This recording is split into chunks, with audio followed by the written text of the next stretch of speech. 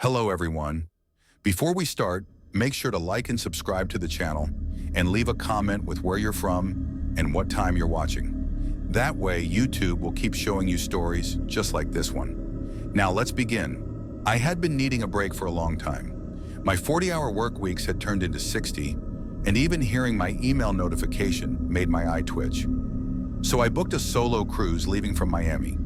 It was a last-minute deal, 7 days through the Caribbean. I didn't care about the stops or tours. I just wanted peace. No meetings, no deadlines, just ocean air and a small cabin where nobody knew my name. I told only 2 people I was going, my sister and a co-worker who agreed to cover for me. When I boarded, I had a book, noise-canceling headphones, and 0 plans. My cabin was small but cozy, with a little porthole window, a snug bed, and a bathroom that looked recently updated. The bathroom door was heavy and swung inward, the kind that clicks shut hard. But from the very first night, something strange happened. At exactly 3:15 a.m., the door would creak open slowly. Not a fast swing, just a slow, careful push, like someone was easing it open an inch at a time. I thought maybe the rocking of the ship was causing it, but the latch always clicked shut tightly. Still, I shoved a towel under it before bed. It didn't help. The next night, same thing. Around 3:10 to 3:20 a.m., the door moved again, so quiet and deliberate. No draft, no wind, no movement in the room. Just that faint squeak and the tiny shift in air pressure when it opened. By the 3rd night, I was more irritated than scared. I called maintenance and asked them to check it out. A crewman named Ricardo came up in the morning, tested the hinges and said, "This door won't open on its own." "It's too tight." He even gave it a shove to prove it. "If anything, it should stay shut." So that night I set up my phone to record. I bounced it on a coffee mug on the desk, pointing straight at the bathroom door. Around 3 a.m., I hit record, wedged the towel again, and went to sleep. When I woke up at 6, I rushed to check the footage. At 3:16, the door slowly creaked open, inch by inch. But that wasn't the part that froze me. In the mirror's reflection, behind where I was lying in bed, stood a figure. Tall, thin, dressed in what looked like a suit. Only his arms were slightly too long, and his head tilted at an odd, unnatural angle. I stared at the phone screen for what felt like forever, replaying the moment again and again, convincing myself it was a shadow or maybe a trick of light. But the TV was off. The lights were off. The only light was from the hallway shining faintly under the door. I paused the video exactly when the figure appeared. He wasn't blurry. The mirror caught him perfectly, like he belonged there. But there had been no one in that room. My heart pounded as I jumped out of bed and turned on every light. Nothing. Just silence, and the sound of my heartbeat echoing in my ears. I went straight to ship security. I didn't say ghost or anything like that. I just said someone might have entered my room. A young guard named Josh watched the video. When the door opened at 3:16, the screen suddenly glitched. The video went black for 2 seconds, then skipped past the whole part where the figure appeared. Josh asked me to send the file to their system. I did, but when they opened it, it said corrupted. He claimed it might be a transfer issue, but I could tell by his face he didn't believe that. Later that night, I got a call from the front desk. They said someone needed to check my cabin for a routine audit. I agreed, though I didn't like it. About an hour later, a woman from housekeeping showed up with a clipboard. Her name tag said Margot. She smiled politely but didn't step far inside. She looked around, peeked into the bathroom, and made a few notes. I asked if anyone had ever reported strange things in this cabin. She hesitated, then said, "No, sir." Not that I'm aware of. Her voice had that practiced calm that people use when they're not telling the whole truth. As she turned to leave, she mumbled softly, almost to herself, "This room stayed empty for a while after the accident, but I don't know details." That stuck with me. The next morning, I went to the front desk and asked if I could see past reports about my cabin. The woman there looked surprised, then typed in my room number. Her face changed slightly, trying to stay neutral but failing. "I'm sorry, sir. I can't share guest records." I asked if she could at least confirm whether something had happened in that room. She looked again and said, It was unoccupied for about 11 months before your check-in. Almost a year. She said it like that was normal. When I asked why, she just said, "I'm not authorized to discuss that." Then she turned back to her screen. After that, I couldn't relax. Even with every light on, I couldn't stop glancing at the mirror. I don't know why, but it felt like that was where the danger was coming from. Every sound made me tense. I heard soft creaks that sounded like footsteps. And once, I swear, I heard someone take a slow breath behind me. I spun around. Nothing. But the bathroom door was cracked open again. I had shoved a shoe under it this time, and still, it moved. That's when I seriously thought about leaving the cruise early, but I didn't want to explain why. Instead, I asked for a new cabin. I told them I wasn't sleeping well. The woman at the desk didn't ask questions, just nodded and reassigned me 2 decks higher. The new room was smaller, no window, but quiet. The bathroom door stayed shut every night. Not a creak, not a whisper, nothing. For the last 3 nights, I didn't record anything. I just wanted the trip to end without any more nightmares. When I got home, I tried to recover the video. I had uploaded it to my cloud before showing it to security, hoping the original was still intact. But it wasn't. The footage still cut out right when the door opened and the figure appeared. I ran 2 different recovery programs. Both failed. It was like the file had been erased from the inside. I gave up trying. The video is still on my phone, but I don't play it anymore. Every time I open that folder, my phone freezes for a second, like it's warning me not to. I don't know what really happened in that cabin. Maybe there's a reasonable explanation buried somewhere in a report I'll never see. Or maybe I just ended up in a room with something that wasn't ready to leave. But there's one thing I can't forget. On the last morning, as I was checking out and rolling my luggage toward the elevator, I passed Margot again. She didn't smile. She didn't greet me. She just looked at me and whispered quietly, almost to herself, "You shouldn't have recorded it." I took that cruise last spring, about 2 months after my divorce was finalized. My friends wanted me to join them on a girls' trip to Vegas, but I wasn't in the mood for loud bars or fake laughter. The cruise sounded quieter. A few days to float with my thoughts, away from everything. It was a mid-range cruise, not too fancy, but not cheap either. My cabin had a balcony, and I figured the ocean might help me breathe again. For the first 2 days, I read, sipped sugary cocktails, and walked the deck just after sunrise. It was the first time in years I felt invisible, and that finally felt peaceful. On the 3rd night, I found the casino. I hadn't planned on gambling, but the faint sound of music and ringing machines pulled me in after dinner. It was almost empty inside, just a few people hunched over slot machines and 2 staff members behind the counter. One of them, a man with a thick beard and a slightly crooked bow tie, nodded when I walked in. His face looked kind in a tired way, soft features, weary eyes, like someone who'd been working endless shifts without complaining. I didn't think much of him at first. I sat at a penny slot in the back and started pressing buttons, letting the blinking lights and sounds blur together until my thoughts went quiet. I don't know how long I sat there, but it couldn't have been more than 30 minutes before the machine lit up in flashing colors and music. I had won something big.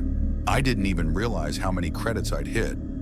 But the sudden rush that filled me wasn't just excitement. It felt like permission to finally enjoy myself again. The bearded staff member walked over and congratulated me. He asked if I wanted a picture with the machine for the winner's wall. I laughed and said, "No thanks." He didn't argue, just smiled and said softly, "Lucky night." That's when I caught something strange in his eyes. Not threatening, not unfriendly, just knowing.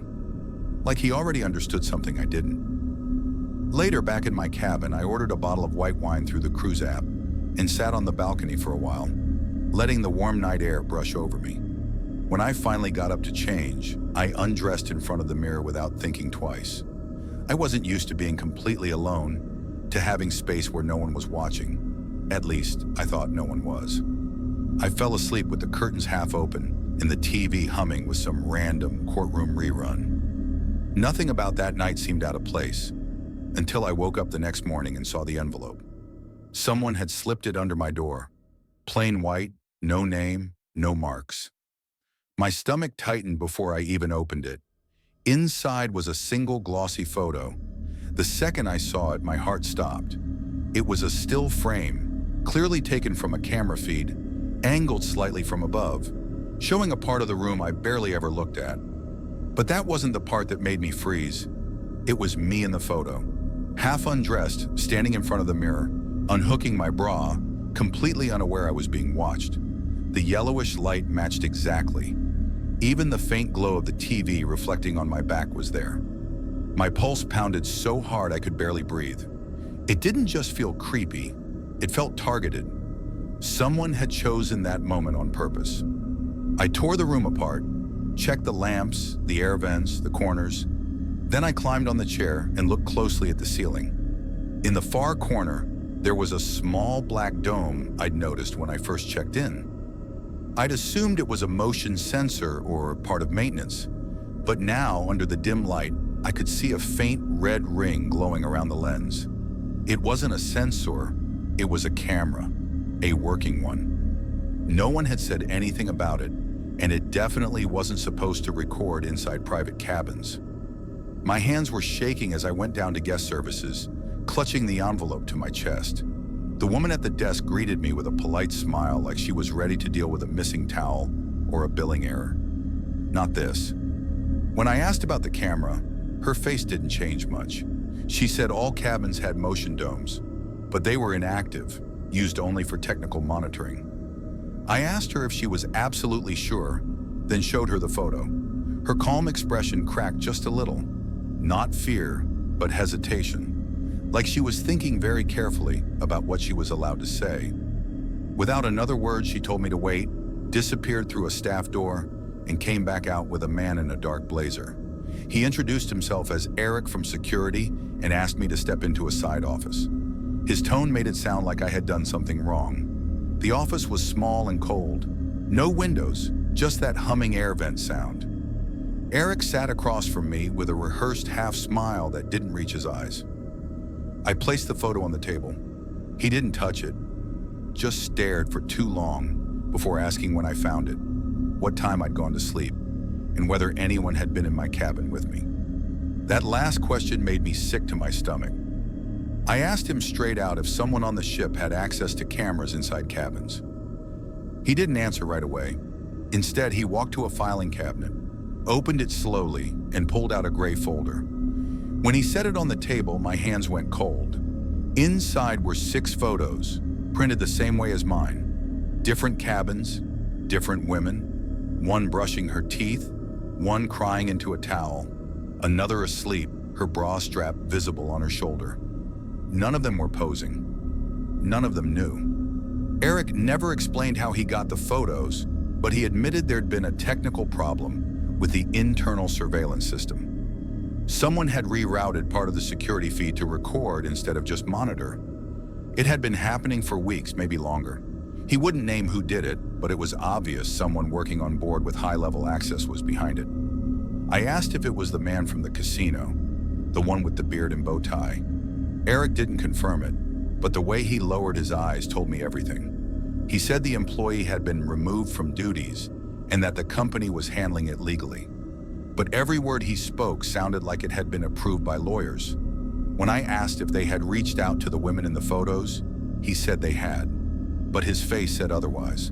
I was probably the first one who found proof. That envelope under my door wasn't a warning, it was a mistake. They offered compensation, of course, a refund, a free cruise, the usual script.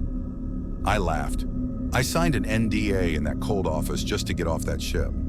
When I got home, I couldn't stop checking my reflection, waiting for something to move behind me. For weeks, I kept my curtains closed, unplugged my phone, and covered every lens in the room. My therapist said it was paranoia, but it didn't feel like paranoia. It felt like I'd seen something most people never realize. We all think we're safe in private moments, getting dressed, crying, breathing freely when no one's around. That cruise shattered that illusion. I still have the photo, folded and locked in a drawer. Not to remember it, but because I'm scared to forget. They tried to erase everything with paperwork and polite words, but someone watched me when I was most exposed. someone I spoke to, someone I thanked. I still don't know how many others he watched or what he did with what he saw. I never took that second cruise. I never even set foot in another ship. And even now, every time I walk into a hotel room or rental, the first thing I do is scan the corners of the ceiling before setting down my bag.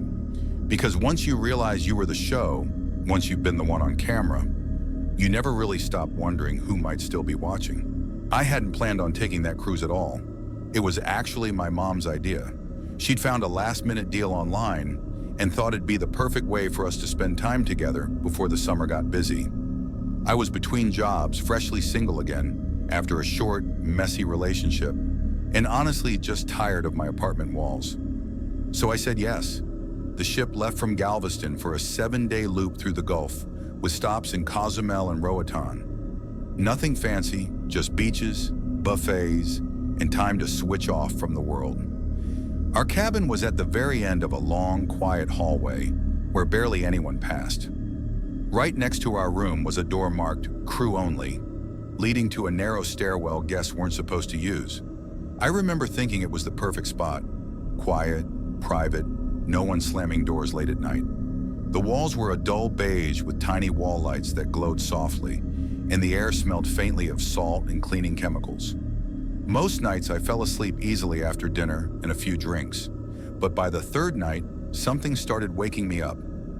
Always around the same time, just past 2 a.m. It began with footsteps, not loud but sharp and clear. The click of heels, steady and measured, coming from far down the hall. The sound always grew closer, step by step, until it stopped right in front of our door. Not next to it, not across from it, ours. The first time I heard it, I froze, waiting for a knock or maybe the jingle of keys, but nothing came, just silence. When I finally worked up the courage to look through the peephole, no one was there. On the fourth night, it happened again. Same time, same sound, same stop at our door. By then, I was awake before it even started, my heart racing in the dark. I tried telling myself it was a crew member working late, but that didn't make sense. Who would wear heels while walking down a dead-end hallway that only led to a locked-staff stairwell? One night, I decided to stay up with the lights off, phone in hand, ready to record whoever it was. The moment I heard the first step, I rushed to the door and peered through the peephole. Nothing. The hallway was empty, still, and filled with that soft electric hum from the ceiling lights. On the fifth night, I didn't wait. The second those footsteps stopped outside, I pulled the door open. I wasn't sure what I expected, maybe a surprise crew member, but instead I caught a glimpse of someone turning the corner at the far end. The door to the stairwell swung shut right after. She was wearing a long navy uniform, like something a flight attendant might have worn decades ago. It had a stiff collar and a tiny cap pinned neatly to her dark hair. It looked too old-fashioned, too perfect. But what unsettled me most was how she moved. Too smooth, too precise, like she was gliding, not walking. I stood there frozen, listening. The clicking had stopped. I could hear the ship's engines far below, a TV faintly playing somewhere, but otherwise, nothing. My mom stirred, asking sleepily what I was doing. I told her someone was wandering the hallway, and she muttered something about security before falling back asleep. I didn't sleep again that night. The next morning, I went to the guest services desk and described what I'd seen. When I mentioned the uniform, the woman behind the counter looked confused. She said no one on staff wore anything like that, and especially not at night. She clearly didn't believe me. Back in the room, I couldn't stop thinking about the uniform. It felt deliberate, like it meant something. I tried searching online for old cruise line uniforms, but nothing matched. The closest thing I found was a photo from the 1980s for a cruise company that didn't even exist anymore. But even that wasn't quite right. Later that evening, I asked a real staff member near the dining area about the stairwell beside our cabin. He gave me a strange look and said that area hadn't been used in years. It supposedly led to an old maintenance route sealed off on the lower decks during a remodel. But that made no sense. The door still worked. I heard it close. I saw her go through it. On the last day while packing, my mom pulled out an old family photo album from her suitcase. She said it was from our first cruise back in the 90s when I was just a toddler. I started flipping through the pages, laughing at her hairstyle and my dad's thick mustache, when something made me stop. In one of the photos, taken on the ship's deck in 1994, there was a blurry figure in the background, half hidden behind a lifeboat. A woman. She wore a navy skirt, a stiff collared blouse, and a small hat tilted over dark hair. She wasn't smiling, wasn't even facing the camera, just standing there motionless, staring at nothing. I kept staring at that picture, my stomach turning cold. My mom leaned over, curious, and I asked if she remembered the woman. She squinted, shrugged, and said it was probably just another passenger. I nodded, pretending to agree, but inside I was shaking. I knew what I saw. The uniform, the hat, the posture. It was her, the same woman who stopped outside our door. And that photo had been taken decades ago on a completely different ship. The date in the corner said July 1994. I was 3 years old. That night back home, I couldn't stop replaying it all in my head. I tried to reason it out. Maybe it was a themed event. Maybe I imagined the details wrong, but none of it fit. The way she moved, how she vanished through a door that supposedly didn't lead anywhere, it didn't add up. She didn't feel threatening, though.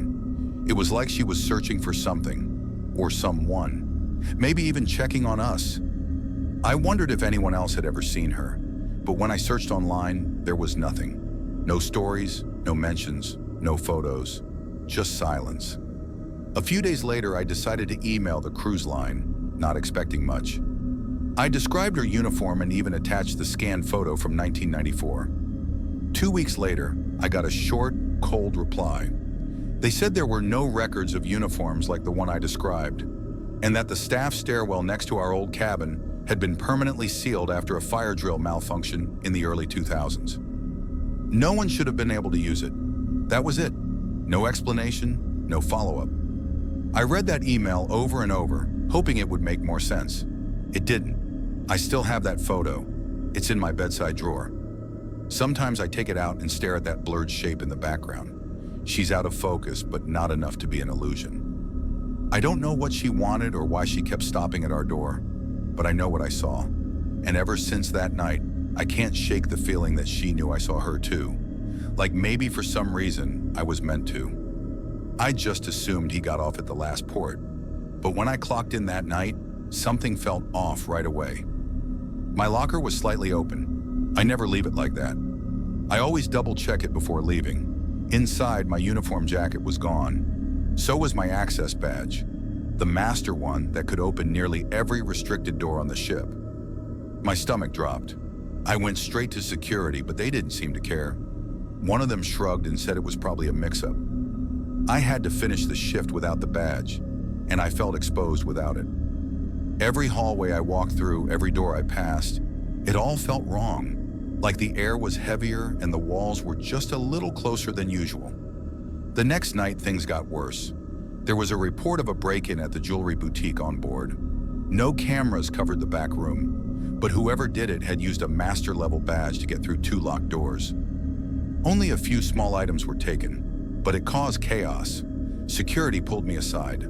2 guys I'd seen around but never talked too much. They asked if I'd lent out my badge or uniform. I told them it was stolen, but they didn't believe me. They exchanged a look like they'd heard that excuse 100 times before. One of them just said, "We'll review footage." No reassurance, no real concern. Just that. For the next couple of days, the crew treated me differently. The friendly cook who used to sneak me pastries wouldn't even look at me. My supervisor replaced my badge but downgraded my access. It was humiliating. Then 2 nights later, someone tried to break into the engine room. Security caught it before the door opened. The intruder used a master badge, my badge, but ran when the lock failed. Finally, they started to take me seriously. They called me into the surveillance room and showed me footage. At first, it was just a tall man in a janitor's uniform walking down deck D like he belonged there. But then he turned toward the camera, and I froze. It was Drew. He was wearing my uniform. My stolen badge was clipped to his chest. He'd even shaved to look more like me. The same cap pulled low, the same walk. If I hadn't known him, I might have thought I was watching myself. I felt like I was looking at my own reflection, but it wasn't me. One of the guards whispered, "He must have planned this," but I could barely hear.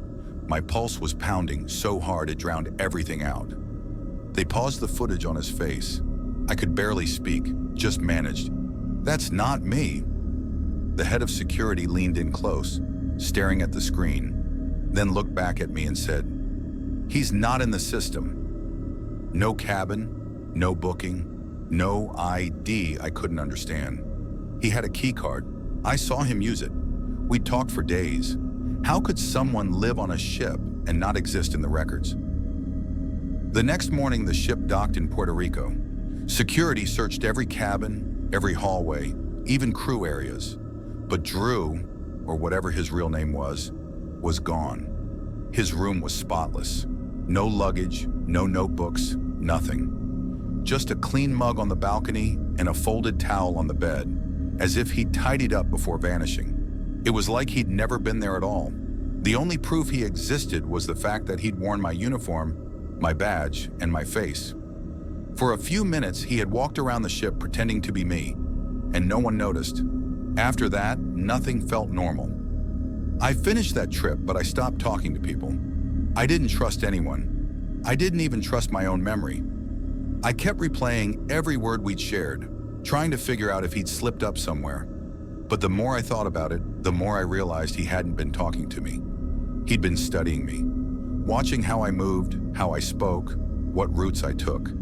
I'd never had anyone pay that much attention to me before, and the thought of it made me feel sick. A few weeks after I returned to Florida, I got a letter from the DMV saying my license had been suspended due to a DUI arrest in Oregon. I'd never even been to Oregon. I thought it was a scam until I called the number, and they read off my full name, date of birth, and social security number. My whole body went cold. I called the county sheriff's office, and they confirmed someone had been arrested under my name.